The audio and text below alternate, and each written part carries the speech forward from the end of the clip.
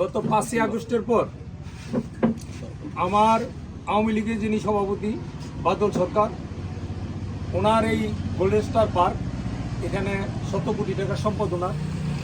আমি চেষ্টা করছি যে এইখানে যাতে আমাদের জানমালের কোনো যাতে 10 পয়সার কোনো ক্ষতি না হয়।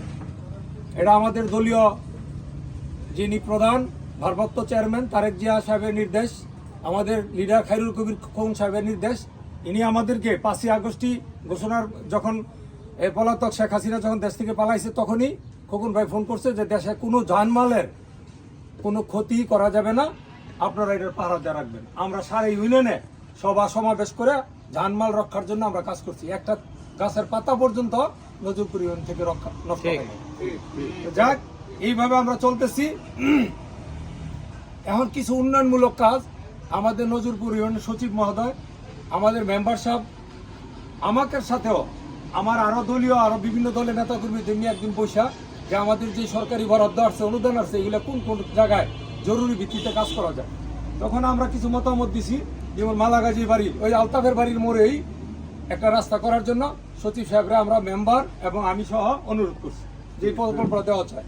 আর এই প্রকল্পটা ভাঙ্গাচুরা হয়ে গেছে, এই প্রকল্পটা দেওয়া যায়। এমন বেশ কয়েকটা প্রকল্প আমাদের সচিব মহোদয় উপজেলা নির্বাহী কর্মকর্তা বরাবরে প্রকল্প বাস্তবায়ন কর্মকর্তা বরাবরে পাঠানোর পর এটার কাজ শুরু হয়েছে। আমাদের মেম্বার, এটার প্রকল্প বাস্তবায়ন কমিটির সভাপতি, আরো গণ্যমান্য ব্যক্তিবর্গ, আমরা সুন্দরভাবে কাজ চলতেছে।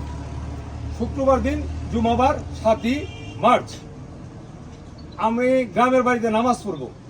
নামাজ পড়ার যাব, তখন বাজে মনে পৌনে একটার দিকে এইখান থেকে খবর গেল যে ওইখানে বেকুর ড্রাইভার যায়, তার এই আলতাফের ছেলে আইসা মায়ের পিট করতেছে যে কিরে তুই এগুলো করতেছ কেন।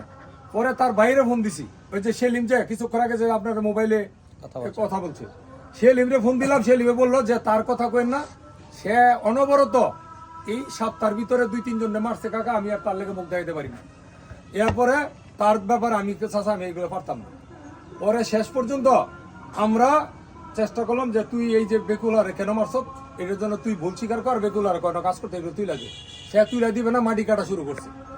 এই পর্যায়ে কিছু কথা কাটাকাটির পর্যায়ে গ্রামের থেকে দুলাল আরো কিছু লোকজন, হ্যার বাবা এবং আরো কিছু লোকজন আসছে, নাজিমউদ্দিন করে নাম আসছে। আসার পরে তারে ধাক্কায় টাকায় এরা লয়ে গেছে গা, এই দুলাল, এই নাজিমউদ্দিন, আর এরা নিজের হাতে এই খোড়াগুলো তুলে দিছে যে 10 জনের উন্নয়নের স্বার্থে এইখানে এই তুমি কে লেগে বাধা দিতেছো। পরে আমারও দুলাল নাজিমউদ্দিন বিকালে বলছে যে বিকালে ভাই আপনার কাছে নিয়া বাইক নিয়ে হারায় বিচার করুন, এটা দুলাল কাছে জিজ্ঞাসা করেন। পরে আমি কিছু বিচার লাগতো না। পরে আমার কাছে সেলিম এই যে কিছুক্ষণ আগে গেল, এই সেলিমে কইলো যে আমার বাইতে আসছে, সে আপনার কাছে ক্ষমা চাইবো, এটা বলেছে। আমি যা খায় বাতি জামানো, হ্যাঁ যে ভুল করছে, এখন যেহেতু রাস্তা হয়ে গেছে, এটা আর বাড়াবাড়ি দরকার নেই। শেষ। আজকা 13 দিন হয়ে গেছে। একদিন পরে শুক্রবার, 2 শুক্রবার হয়ে যেতেছে।